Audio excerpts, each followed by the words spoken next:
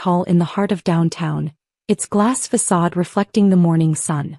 I'd walked past it 1,000 times growing up, watching Dad build his commercial printing empire from 3 employees to 300. Morrison and Sons. The name said everything about who mattered in this family. I pulled into the underground parking garage at 7:45 a.m. 15 minutes before the quarterly family meeting. My spot was right next to the elevator, space A1, where I'd parked for the past 3 months during my consulting visits. What Dad called consulting. What I called due diligence. I was gathering my laptop bag when Dad's Escalade roared down the ramp, my brother Tyler in the passenger seat. They pulled up directly behind my Lexus, blocking me in. Dad climbed out, his face already red. Tyler followed, smirking. "Emma," Dad barked. "Move your car." "Good morning to you too, Dad." "I'm serious." "Move it." Tyler's the new VP of operations. He gets the executive parking. Tyler jingled his keys. "Come on, sis. Some of us actually work here." I looked at the spot next to mine. A2 completely empty. "That's an executive spot too." "A1 is for leadership," Tyler said. "You know, people who actually contribute to the company." "Right." I grabbed my bag and stepped out of the car. "The elevator's this way." "Emma." Dad's voice echoed off the concrete. "I said move your car. And I'm choosing not to. If Tyler wants A2, it's right there." Tyler's smirk widened. "Still can't follow simple instructions. This is why you never made it here." I walked toward the elevator without responding. Behind me I heard Tyler say, "Forget it, Dad. Let her play consultant for another day. After the meeting she'll be gone anyway." The elevator doors opened. I stepped inside and pressed 12. The top floor of Morrison and Sons housed the executive offices, the boardroom and Dad's corner suite with its view of the harbor. I'd been up here exactly 4 times in my life, twice as a child for Bring Your Daughter to Work Day, once for my college graduation dinner, and once 3 months ago when I started asking questions about the company's financials. Sarah, Dad's assistant for 20 years, looked up from her desk. "Emma, you're early. Wanted to review some documents before the meeting." "Of course." She lowered her voice. "Heads up, your father's in a mood. The board's been pushing back on his expansion plans." "I heard." "And Tyler." She hesitated. "He's been telling people you're going to pitch some consulting proposal today. He seems to think it's funny." "Does he?" "Emma, honey, I've known you since you were 8. Whatever you're planning, be careful. Your father doesn't like surprises." I smiled. "I'll keep that in mind." The boardroom was already set up. Leather chairs around a mahogany table, presentations loaded on the screen, coffee service arranged on the credenza. I took a seat in the middle, not at the head where Dad would sit, not at the foot where Tyler had placed his nameplate. The other board members filtered in. Uncle James, who owned 8% of the company. Margaret Chin, the CFO who'd been with Dad for 15 years. Robert Torres, the outside investor who held 12%. Patricia Walsh, the operations director. And then Tyler walking in like he owned the place. Which technically he thought he would someday. "Emma." He said my name too loudly. "Didn't expect you to sit at the big table. There's a chair against the wall for observers." "I'm comfortable here, thanks." "Suit yourself." He took his seat at the foot of the table and opened his laptop with a flourish. "Though I should warn you, we're discussing actual business strategy today. Might be over your head." Uncle James frowned. "Tyler, that's unnecessary." "Just being honest, Uncle James. Emma's been consulting for 3 months and hasn't produced a single actionable insight." Margaret caught my eye and gave a small shake of her head, a warning. I stayed quiet. Dad entered at 8 o'clock sharp, his suit perfectly pressed, his expression all business. He took his seat at the head of the table without acknowledging me. "Let's begin," he announced. "First order of business. The Hartford expansion. Tyler, you're up." Tyler stood, clicking through his presentation. "As you know, we've identified a printing facility in Hartford that would give us Northeast coverage. The acquisition cost is $8.4 million, with projected integration costs of another $2.3 million. Robert Torres leaned forward. "And the funding?" "We're proposing a combination of credit line expansion and..." Tyler glanced at Dad. "And liquidating some non-essential assets." "Such as?" Margaret asked sharply. Dad cleared his throat. The warehouse properties on Commercial Street. We're not using them to full capacity. Tyler's found a buyer willing to pay $4.2 million. Margaret's pen stopped moving. Those warehouses generate $380,000 in annual rental income, which will more than make up with the Hartford facility, Tyler said smoothly. Will we? I heard myself ask. Every head turned toward me. Tyler's smile was condescending. Sorry, did you have a question? The Hartford facility. What's its current profit margin? That's proprietary information. It's 3.2%, Margaret interrupted quietly, compared to our current 11.4% across all operations. Which will improve with Morrison operational efficiency, Tyler shot back. How? I asked. Their equipment is outdated, their client contracts are month to month, and their workforce is unionized with rates 22% higher than ours. What's your integration plan? Tyler's jaw tightened. I don't have to explain strategic decisions to a consultant. No, but you should probably explain them to the board, Uncle James said. Emma has a point. What's the integration timeline? We're working on the details. You don't have details, I said calmly. You have a purchase price and a dream. Dad's fist hit the table. Emma, if you're not here to contribute constructively. I am contributing. I'm asking the questions this board should have asked 3 weeks ago when Tyler first proposed this disaster. Disaster. Tyler's voice rose. This expansion will double our market reach. It'll drain our cash reserves, saddle us with an underperforming facility, and force us to sell income-generating assets to fund it. I opened my own laptop. Margaret, can you pull up the Q3 cash flow projections? Margaret hesitated, looking at Dad. Don't, Dad warned. Actually do, I said. Because the board has a right to see that Morrison & Sons is currently carrying $3.7 million in short-term debt, has missed 2 vendor payments in the last quarter, and is projecting a cash shortfall of $1.2 million by year-end even without the Hartford acquisition. Silence. Robert Torres's face went pale. Is this true?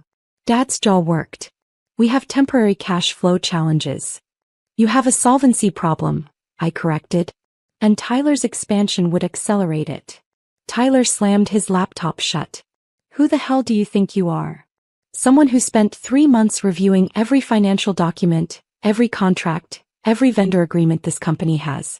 Someone who found irregularities in procurement, inflated expense reports, and vendor kickbacks totaling $890,000 over 2 years. Margaret gasped. That's slander. Tyler shouted. It's documented. I pulled out a thick folder, complete with receipts, wire transfers, and email confirmations. Margaret, you'll recognize some of these. The procurement department flagged them, but the reports never made it to the board. Dad had gone very still. Where did you get those documents?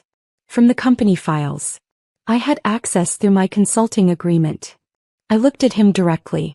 The agreement you signed 3 months ago without reading because you assumed I was just Emma playing at business again. You had no right. I had every right. The consulting agreement included full document access for strategic review. You signed it because Tyler told you I'd produce some useless market analysis and disappear. Uncle James picked up the folder, flipping through pages. His face darkened. Good God. Tyler, these expenses. A $47,000 vendor payment to a company that doesn't exist. That's out of context. It's fraud, Robert said flatly. Patricia, did you know about this? The operations director shook her head, looking sick. Tyler pointed at me. This is a setup. She's trying to sabotage. The Hartford deal? I finished. I don't need to sabotage it. The numbers do that themselves. But yes, I'm trying to stop it. Because it would bankrupt this company within 18 months. Dad finally spoke, his voice low and dangerous. You come into my boardroom, accuse my son of fraud, and think you can, what? Take over. No, I said quietly. I already took over. The room went dead silent. I pulled out another document. 3 months ago, Morrison & Sons needed capital. Fast. The bank turned you down for credit line expansion. You were desperate. Robert, you remember offering to buy another 10%, but Dad refused. Robert nodded slowly. So Dad looked for alternative financing. He found an investment firm called Apex Holdings willing to provide $5 million in bridge financing at 8% interest. Margaret's eyes widened. The Q2 capital infusion was from Apex Holdings, in exchange for 51% equity in Morrison and Sons. I slid the document across the table to Dad. I know because I own Apex Holdings. I've been the majority shareholder of this company for 93 days. Tyler lurched to his feet. That's impossible. It's public record. Well, it will be after 9 a.m. when the filing posts. I checked my watch. That's 12 minutes from now. Dad grabbed the document, his hands shaking. You bought my company? You sold it to a firm offering the capital you needed. You never asked who owned the firm. Because it was a corporate entity that I created specifically for this acquisition. Apex Holdings is wholly owned by Morrison Capital Group, which is wholly owned by me. Robert started laughing, a shocked, disbelieving sound. She bought the company from under you. Using what money? Tyler demanded. You don't have $5 million. I have considerably more than that. Morrison Capital Group manages a portfolio of $47 million in commercial real estate and business investments. I've spent the last 8 years building it while you all assumed I was failing at entrepreneurship. Uncle James leaned back in his chair. The failed business ventures were learning experiences that taught me how to identify undervalued assets and turn them around. Morrison and Sons was undervalued because of mismanagement. The fundamentals are strong. Good client base, solid reputation, experienced workforce. It just needed better leadership. Tyler's face was purple. You sneaky, conniving businesswoman. I supplied. Yes, I am. Dad looked at the document like it might bite him. Why? Because Morrison and Sons is a good company being destroyed by bad decisions. Because I grew up watching you build something amazing and I couldn't watch Tyler burn it down. I paused. And because you never considered that your daughter might be capable of saving it. The consulting agreement, Margaret said softly. You needed access to verify the investment. And to document the problems so I could fix them. Margaret, you're excellent at your job. The financial irregularities weren't your fault. Tyler routed everything around you. I looked at Patricia. Same with operations. You've been managing crises without knowing Tyler was creating them. Patricia's voice was shaky. The vendor issues last month. Tyler's kickback scheme. It stops today. Tyler grabbed his laptop. I'm calling our lawyer. Feel free. Though you should know that your employment contract includes a termination clause for fraud or mismanagement. You'll be receiving your separation notice today. You can't fire me. I can. I'm the CEO as of 8:30 this morning. The board will vote to confirm at 9:15, assuming the current board members wish to retain their positions. Robert was reading through my documents now. These financials. You've already identified $2.4 million in cost savings? Conservative estimate. Full audit will probably find more. And the Hartford facility? Dead. We'll focus on optimizing current operations and expanding organically. The warehouse properties? Keep them. That rental income is steady and reliable. Uncle James looked at Dad, who seemed to have aged 10 years in 10 minutes.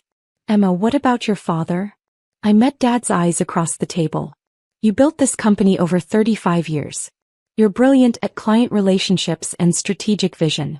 You're terrible at financial management and personnel decisions. I'm proposing you stay on as president of client relations. Full executive salary, benefits, corner office. Your job is to do what you do best. Land big clients and maintain relationships. And you run everything else, Dad said flatly. Yes. As CEO. Yes. Of Morrison and Sons. Actually, I'm changing the name. Morrison and Partners better reflects the reality. Tyler made a strangled sound. Dad stared at me for a long moment. Then incredibly he laughed. You really did it.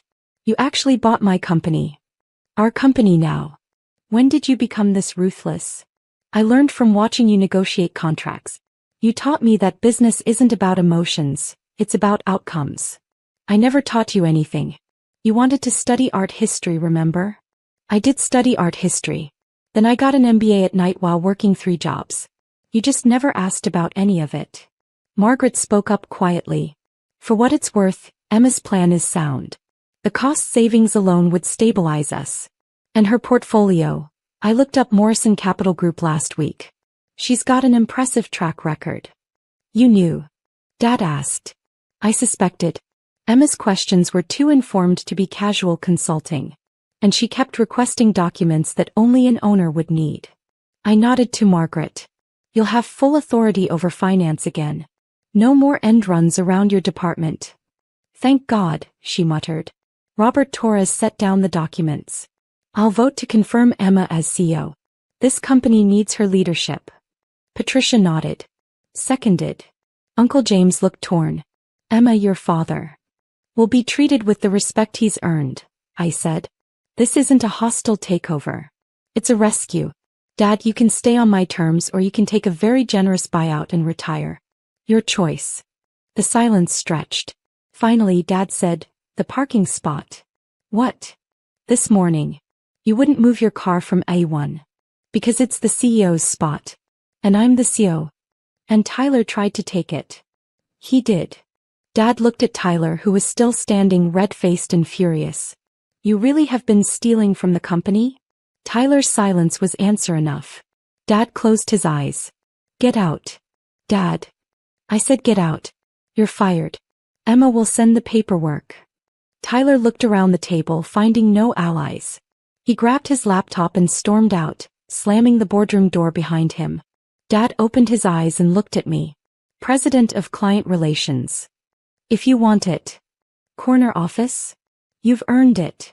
And you'll actually listen to my input? On client strategy? Absolutely. On finance and operations? I'll take your thoughts under advisement. He almost smiled. That's corporate speak for no. That's corporate speak for, I'm in charge now. Uncle James cleared his throat. So, what happens to the board structure? Robert and Uncle James, your positions are secure if you want them. Margaret stays as CFO. Patricia stays as operations director. I'm adding 2 outside board members with expertise in manufacturing efficiency and market expansion. And me? Dad asked. You're on the board. Non-voting position but full access and transparency. You thought of everything. I had 3 months. Margaret started laughing. The consulting agreement. You actually made him pay you to audit the company you already owned. $15,000 a month, I confirmed. Seemed fair. Even Dad cracked a smile at that. Ruthless. We spent the next 2 hours going through the transition plan. At 11:30 I called a break. Dad caught my arm as I headed for the door. Emma. That parking spot. This morning. Yes. I should have asked why you were parking there. You should have. I assumed. You assumed I didn't belong. That Tyler deserved it more. I paused. You've been assuming that my whole life. I know. His voice was rough. And I was wrong. About everything. Not everything. You built an incredible company. You just got lost in the idea that Tyler was your legacy. Morrison and Sons, he said quietly. The name mattered to me. Morrison and Partners matters more. Because it's true. He nodded slowly. Your mother's going to kill me when she finds out I sold the company without telling her. Probably. And that our daughter outsmarted me. Definitely. She'll be proud though. Of you. Will you be? Dad looked at me for a long moment. I am. Terrified but proud. At noon I went down to the parking garage. Tyler's car was gone from A2. My Lexus sat alone in A1. But there was something new, a brass placard mounted on the concrete wall. Reserved for Sue. I pulled out my phone and called the security chief. Davis, did you install the placard in A1? Yes, ma'am. Your father asked me to do it about an hour ago. Thank you. Ms. Morrison? For what it's worth, we're all glad you're here.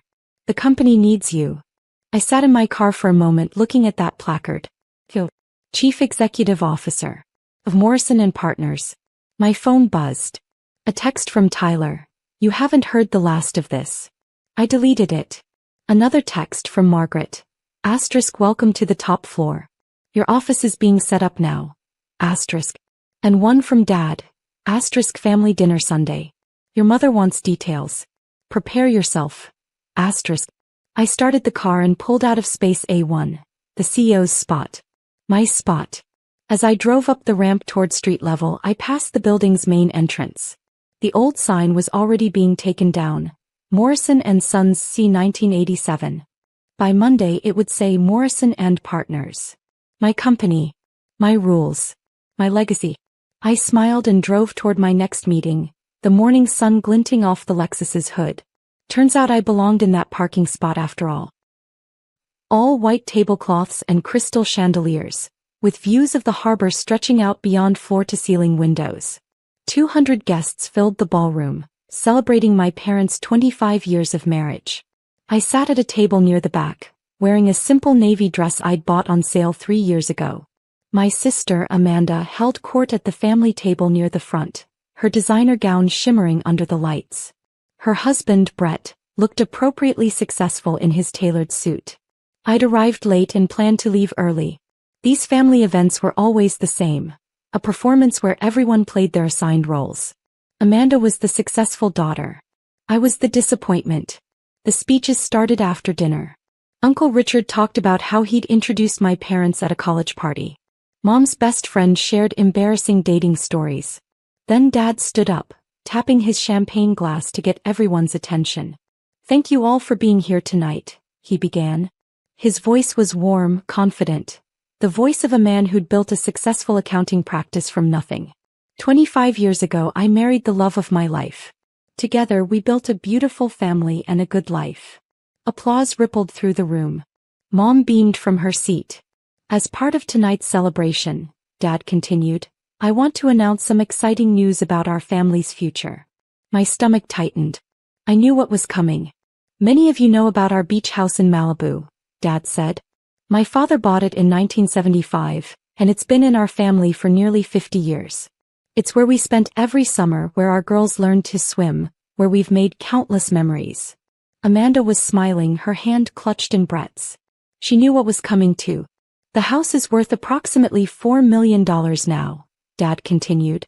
"And I'm pleased to announce that we're passing it on to our daughter Amanda and her family." The room erupted in applause. People turned to congratulate Amanda, who stood and hugged both parents. Brett shook Dad's hand enthusiastically. "Amanda has always been responsible," Dad said over the noise. "She's built a successful career, married well, and given us 2 beautiful grandchildren. We know the beach house will be in good hands with her." More applause. Amanda was crying happy tears now, accepting hugs from relatives. No one looked at me. No one even glanced in my direction. I took a sip of water and stayed quiet.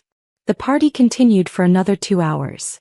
I endured congratulatory conversations where people gushed about Amanda's good fortune, endured pointed questions about my own life that were really just opportunities for judgment.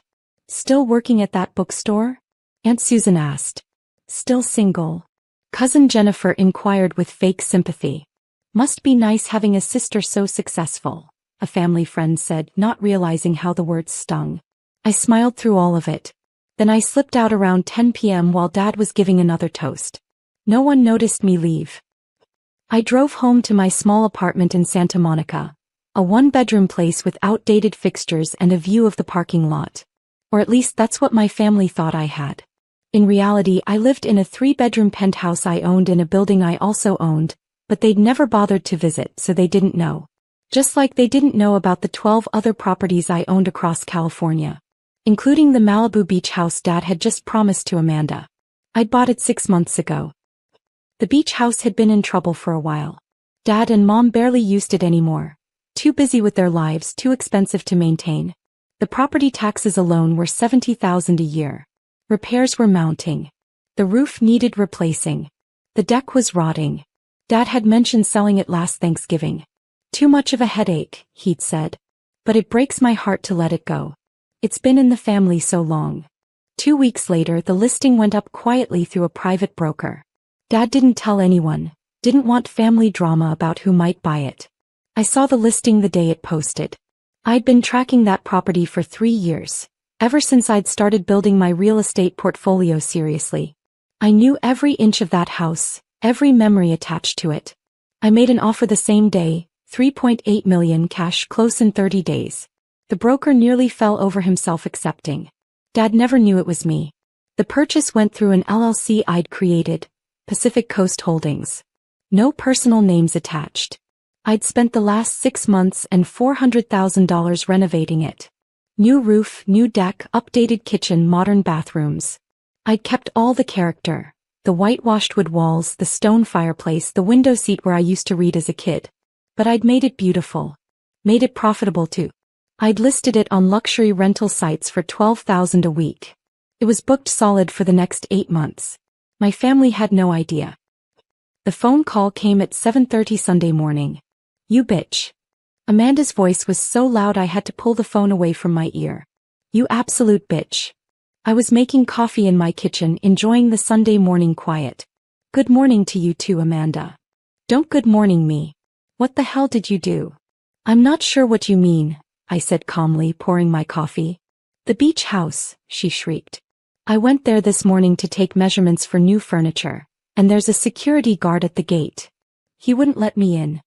He said the property belongs to someone named Mitchell. Ah, I said.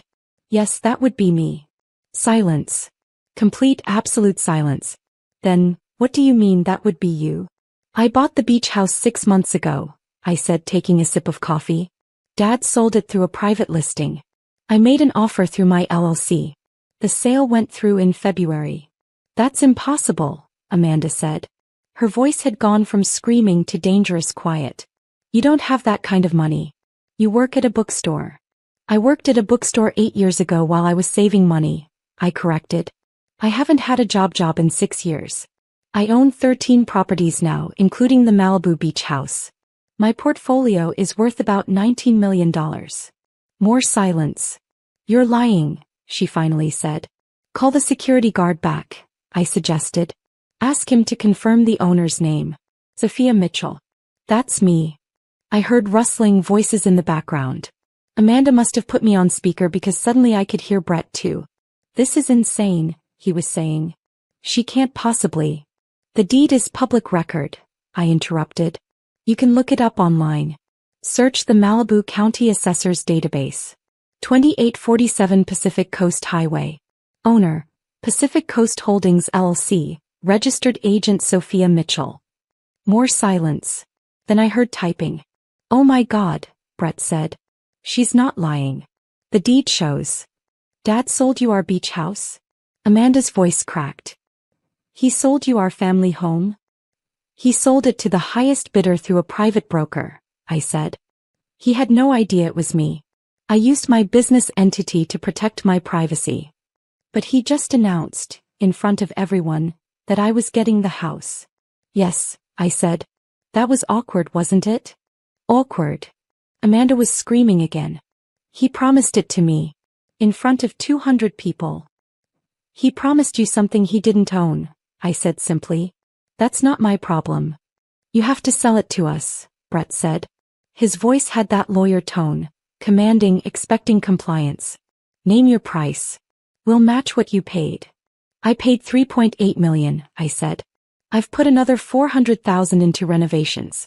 The property is currently generating $144,000 a year in rental income. Why would I sell? Because it's family. Amanda shouted. Family, I repeated. Right. Like how you're my family. What's that supposed to mean? It means that for the last 10 years, you've treated me like I'm invisible. Like I don't matter. Like I'm some kind of embarrassment you have to tolerate at holidays. That's not. Last Christmas, you introduced me to your in-laws as my sister who hasn't figured out her life yet, I interrupted. At Mom's birthday, you told everyone I was still trying to find myself. At every family event, you make sure everyone knows I'm the failure and you're the success. I never meant. And now Dad just announced in front of 200 people that he's giving you a $4 million property because you're responsible and successful. Meanwhile, I've been quietly building a $19 million real estate portfolio, and no one in this family has ever bothered to ask about my life. Amanda didn't respond. So no, I continued, I won't sell you the beach house. I'm going to keep renting it out to nice families who appreciate it. I'm going to make a profit. And I'm going to enjoy the irony of the situation. Dad is going to be furious, Brett said. At who? I asked. At me for buying a house that was legally for sale? Or at himself for promising something he no longer owned? I heard muffled voices. They were arguing with each other now, forgetting I was still on the line. I have to go, I said. Enjoy the rest of your weekend. I hung up before they could respond. Dad called 20 minutes later. Sophia. His voice was tight. We need to talk. Good morning, Dad. Amanda just called. She's very upset. I imagine she is, I said. She says you bought the beach house. That you own it now. That's correct. Why didn't you tell me? His voice rose. Why didn't you say something before I made that announcement? You didn't ask, I said simply. You've never asked about my life, Dad. Not once in the last 6 years. That's not true. When's the last time you asked about my work? I interrupted. About what I do for a living. About how I support myself. Silence. You haven't, I answered for him. Because you assume you know. You assume I'm still that directionless 22-year-old who dropped out of grad school. You've never considered that I might have built something. Achieved something. Succeeded in ways you didn't expect. If you just told me you were interested in the house. I wasn't interested as your daughter wanting a family heirloom, I said. I was interested as a real estate investor looking for a profitable property in a prime location. I made a business decision. The fact that the property has family history was actually a complication I had to set aside. A complication, Dad repeated. His voice was cold now. Yes, I said. Because that house represents my childhood too, Dad. All those summers you mentioned in your speech. I was there. But somehow in your mind it became Amanda's house. Her memories. Her inheritance. I was erased from that narrative. That's not fair.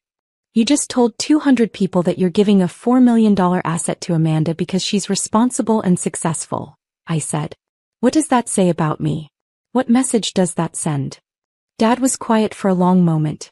I didn't mean it that way. Maybe not, I said. But that's how it landed. What do you want me to do? He asked. Nothing, I said. I don't need anything from you, Dad. I own 13 properties. I'm doing fine. Better than fine, actually. I just want you to understand that your assumptions about my life have been wrong for a very long time. 13 properties, he said quietly. 13, I confirmed. Worth about 19 million combined. I started with a small condo 8 years ago. I saved everything from that bookstore job, bought the condo, fixed it up, rented it out. Used the rental income and equity to buy the next property. I've been building steadily ever since. Why didn't you tell us? I tried to, I said. Remember when I bought my second property? I called to share the news. You said, that's nice, and changed the subject to talk about Amanda's promotion. After a few more attempts, I stopped trying. I heard him sigh. Sophia, I have to go, Dad, I interrupted. I have a property manager meeting in an hour. But think about this. You made a promise you couldn't keep because you didn't do your due diligence. You assumed the house was still yours. You didn't check. That's on you, not me. What am I supposed to tell Amanda? Tell her the truth, I said. Tell her the house is gone and she'll have to find her own way. It might actually be good for her. The family group chat exploded within the hour. Messages flew back and forth, most of them about me, very few to me. Amanda, can you believe what Sophia did? This is so typical of her. Mom, I'm very confused. When did you buy the house? Uncle Richard, wait, Sophia owns the Malibu house now? Aunt Susan, how does she have that kind of money? Cousin Jennifer, I heard she's actually really successful. Someone said she owns like a dozen properties. Amanda, that's ridiculous. She works at a bookstore. I muted the chat and went about my day. I had work to do. Monday morning, I got an email from my property manager. The beach house had a new booking. A family from Switzerland wanted it for 3 weeks in August. 21 days at $12,000 per week. $54,000. I approved the booking and smiled. That afternoon, Mom called. Can we talk? She asked. Her voice was small. In person. Sure, I said. When? Now. I'm actually outside your building. I looked out my window. Mom's car was parked on the street below. Come up, I said. Unit 3201. When she arrived, her eyes widened as she took in my apartment. The high ceilings, the modern kitchen, the views of the ocean. "This is where you live?" she asked. "Yes. It's beautiful." "Thank you," I said. "Would you like coffee?" We sat on my balcony, cups in hand, looking out at the water. "I owe you an apology," Mom said finally. "We all do." "Hey," I said. "We made assumptions about your life. About who you were and what you were doing. And we never bothered to check if those assumptions were true." "No," I agreed. "You didn't." "Dad is devastated," she said. "Not about the house, well, partly about the house, but mostly about realizing how wrong we've been about you." "He should be devastated," I said. "He promised Amanda something he didn't own. That's embarrassing. He wants to make it right." "There's nothing to make right," I said. "I bought a property. I own it. That's all there is to it." Mom was quiet for a moment. "Amanda is talking about not speaking to you anymore." "That would require us to be speaking now," I pointed out. "We barely interact as it is." "You're sisters." "Biologically," I said. "But we haven't been close in years, Mom. You know that." She nodded slowly. "When did it happen? When did you become so successful?" "Gradually," I said. "Over 8 years of hard work, careful investing, and learning everything I could about real estate. I made mistakes. I had properties that lost money. But I kept going. I built something real. And we never noticed." "No," I said. "You never did." Mom's eyes filled with tears. "I'm so proud of you. I should have said it years ago." "You should have," I agreed. "Can we start over?" she asked. "Can you give us a chance to really see you this time?" I thought about it. About all the years of being overlooked, dismissed, underestimated. About the sting of Dad's announcement and Amanda's entitled expectations. But I also thought about the fact that Mom was here now, trying. "Maybe," I said. "But things are different now. I'm not the struggling kid who needs saving. I'm successful on my own terms. And I won't be treated like less than Amanda anymore." "I understand," Mom said. "And the beach house stays mine," I added. "Non-negotiable." "I understand that too." We sat in silence for a while, drinking coffee and watching the ocean. "Will you come to dinner this weekend?" Mom asked. "Just family. No speeches, no announcements. Just us talking honestly." "I'll think about it," I said. She nodded and stood to leave. At the door she turned back. $19 million, she said. "That's really what you're worth?" "Approximately," I said. "It fluctuates with the market." She shook her head in wonder. "My daughter, the real estate mogul." "Your daughter who you thought worked at a bookstore," I corrected gently. "Not anymore," she said firmly. "I see you now, Sophia. I really do." After she left, I stood on my balcony and looked out at the ocean. Somewhere down the coast was the Malibu beach house. My house now, filled with my memories and my future. I'd built an empire in silence. I'd succeeded without their approval or support. And now that they finally saw me, finally understood what I'd accomplished, I wasn't sure I needed their validation anymore. But maybe, just maybe, it would be nice to have it anyway. My phone buzzed. A text from Amanda. "We need to talk. Please." I looked at the message for a long moment. Then I typed back, "Okay. Coffee tomorrow. Your treat." Because I could afford to be generous now. I could afford to give her a chance, give them all a chance to see me as I really was. And if they couldn't? If they went back to their old assumptions and dismissive comments? Well, I'd still have my 13 properties, my $19 million, and the beach house that should have been ours, but was now entirely mine. Sometimes the best inheritance isn't what your family gives you. It's what you build for yourself when they're not looking. Transformed from confusion to hurt to anger in the span of seconds as he processed what I just told him. I hated being the bearer of bad news, especially with Christmas just 2 weeks away. But there was no sugarcoating this. "Your mother called while you were in the kitchen," I repeated, trying to keep my voice steady.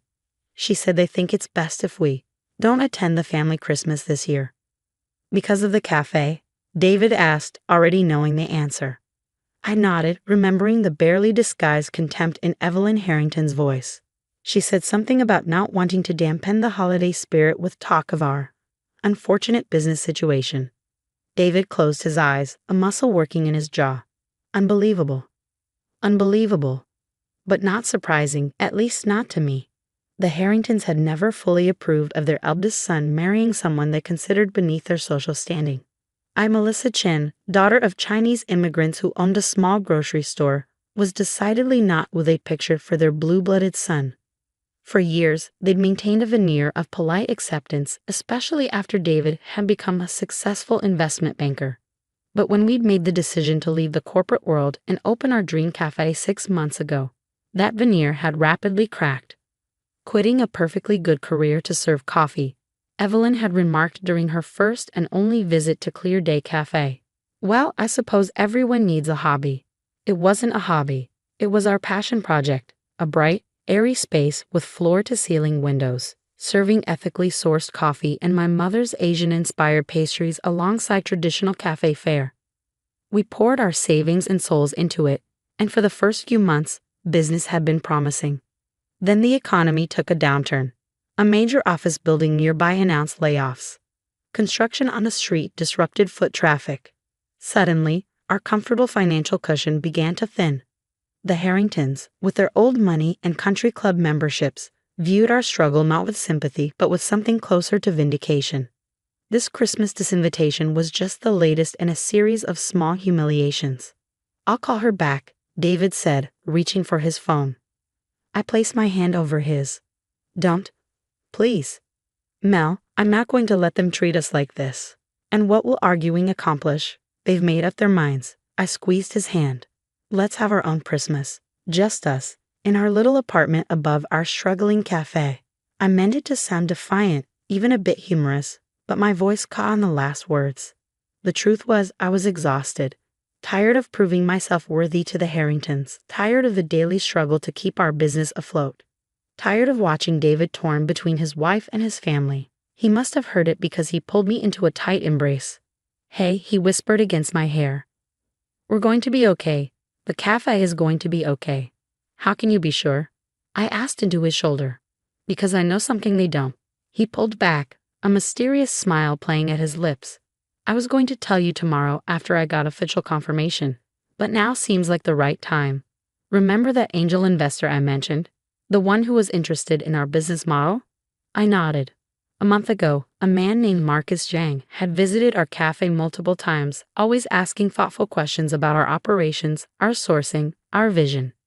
David had been convinced he was considering an investment, but after initial conversations, we hadn't heard back.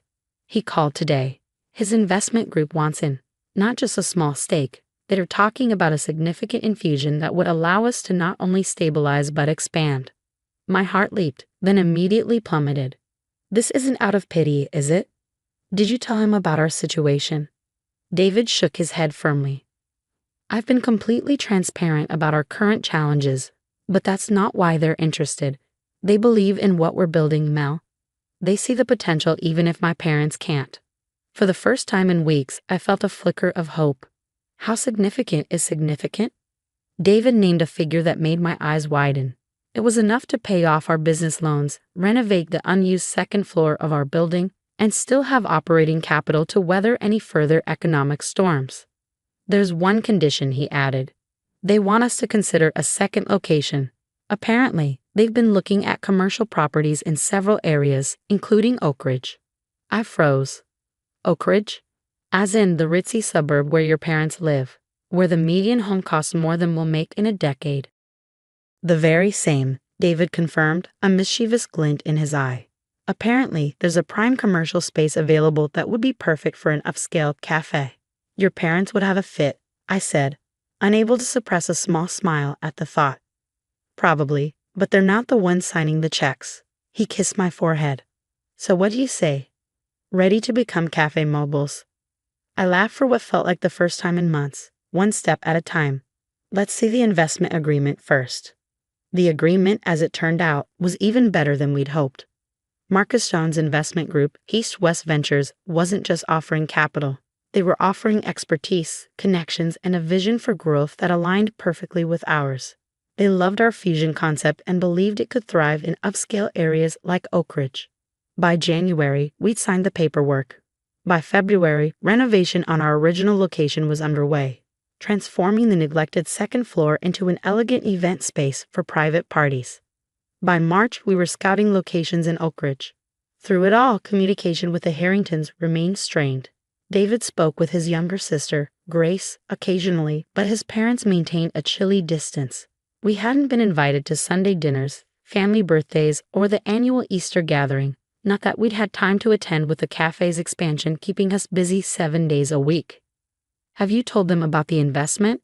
I asked David one evening as we reviewed plans for the Oak Ridge location.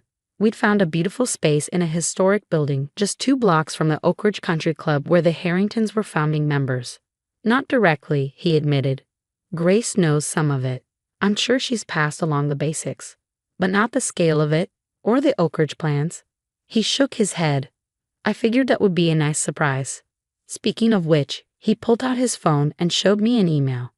"East West Ventures just acquired another property I think you'll find interesting." I scanned the email, my eyes catching on a familiar name. The Oak Ridge Country Club. They bought the country club. Not exactly. The country club was already owned by a hospitality group that's been struggling financially. East West acquired the hospitality group. David leaned back, watching my face. "Marcus says they're planning significant changes to make it more modern and inclusive. Apparently, the current management is quite traditional." Traditional, I repeated, knowing exactly what that meant. The Oak Ridge Country Club was notoriously exclusive, with membership by invitation only and a reputation for catering to a very specific demographic: wealthy, white, and preferably descended from other members. "They're considering bringing in new management," David continued casually. "Someone with fresh ideas about hospitality and community engagement." I narrowed my eyes at him. "David Harrington, what are you plotting?" "Me? Nothing at all." His innocent expression wouldn't have fooled anyone, least of all his wife. But if someone with expertise in creating welcoming, inclusive spaces happened to be interested in consulting on the project, I might have suggested they reach out to that person. "You didn't." "I did," he grinned. "Marcus is very interested in your vision for what a truly modern club could look like. No pressure, of course. It would just be advisory at first." I sat back, mind racing. The idea was both terrifying and exhilarating. I had no experience running a country club, but I did understand hospitality, community building, and the importance of creating spaces where everyone felt valued.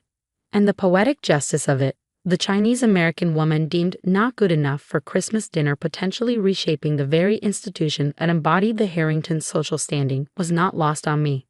"I'll think about it," I promised. The opportunity to consult on the country club redesign remained on the back burner as spring turned to summer and our business transformation accelerated. Our original cafe was thriving with its new event space. Construction began on the Oak Ridge location, with a targeted opening in September. Then, in early July, I received an unexpected call from none other than Evelyn Harrington herself. "Melissa, dear," she began, her voice dripping with a sweetness I'd never heard directed at me before.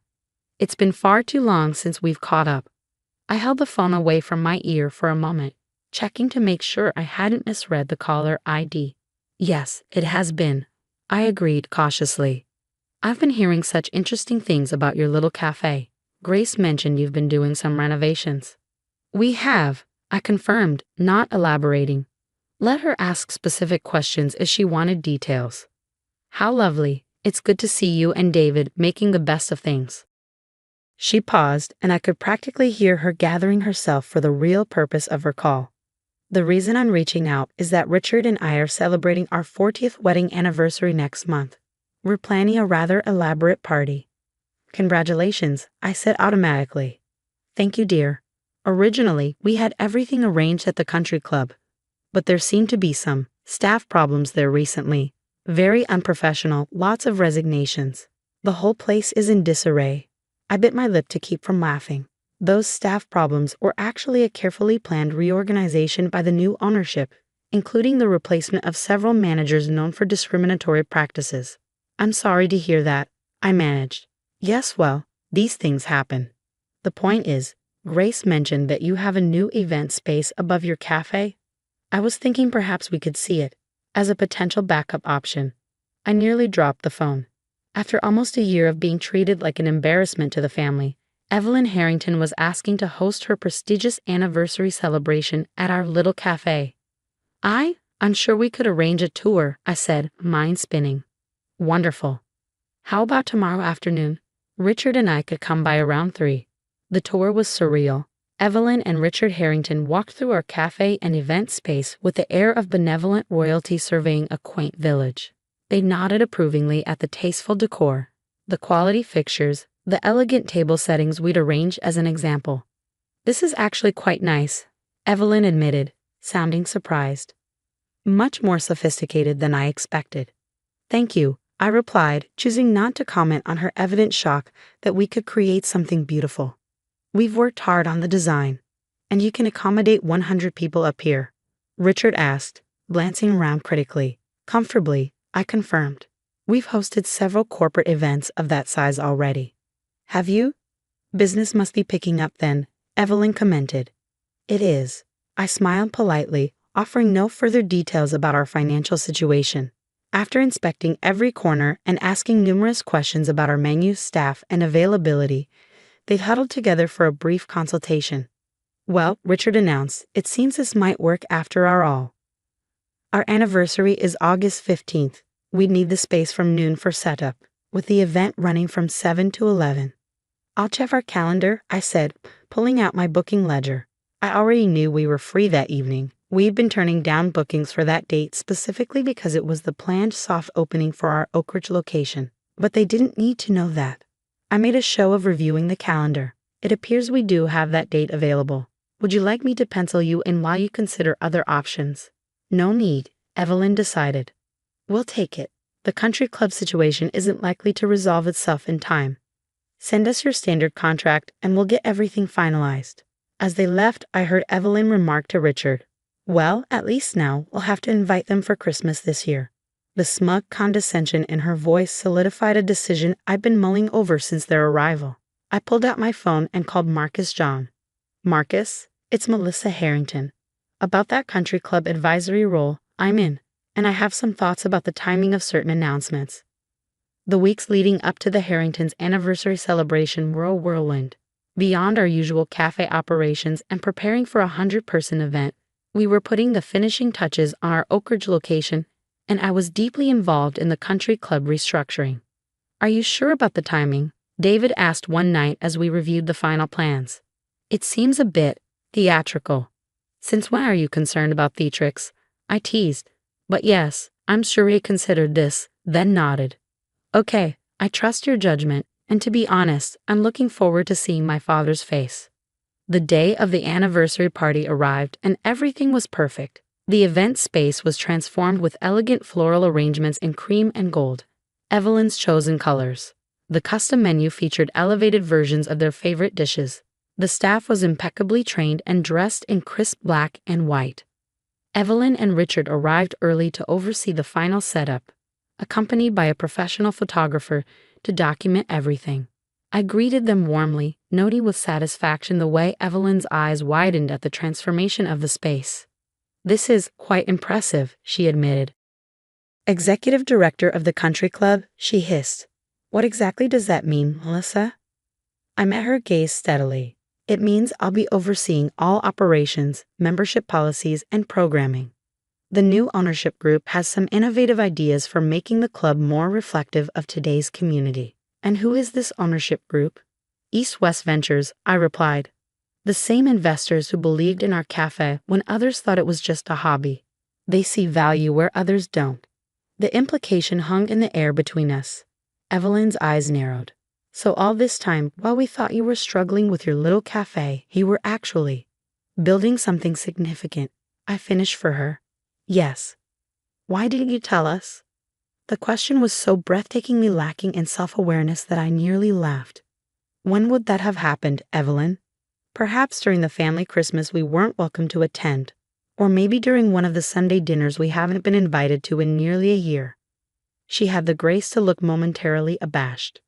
We were concerned that we were failing, that David had made a terrible mistake leaving finance to open a cafe with his immigrant daughter wife. I kept my voice low and controlled.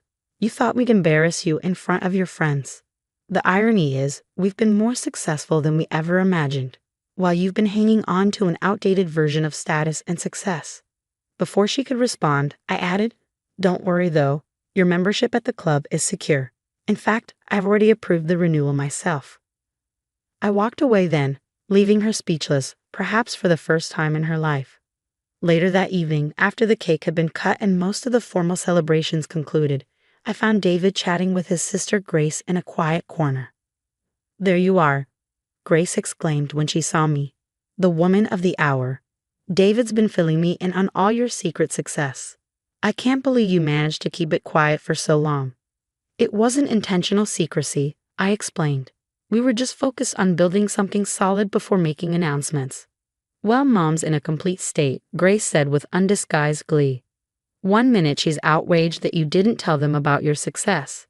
The next she's bragging to her friends about her son and daughter-in-law's hospitality empire. I haven't seen her this discombobulated since the club changed their dress code to allow women to wear pants in the dining room." David laughed. "Has Dad said anything?" "Just that he'd like to see the business plan for the Oak Ridge Cafe. I think that's his way of extending an olive branch." As the party wound down and guests began to depart, Richard approached us.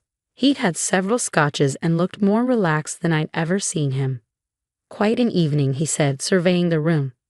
"You two certainly know how to make an announcement." "We learn from the best," David replied. "Mom has always had a flair for the dramatic reveal." Richard chuckled. "That she has." He turned to me. "Melissa, I owe you an apology. We underestimated you. Both of you, really." It wasn't the most gracious apology, tinged as it was with the implication that they'd only been wrong about our capabilities, not their treatment of us. But it was something.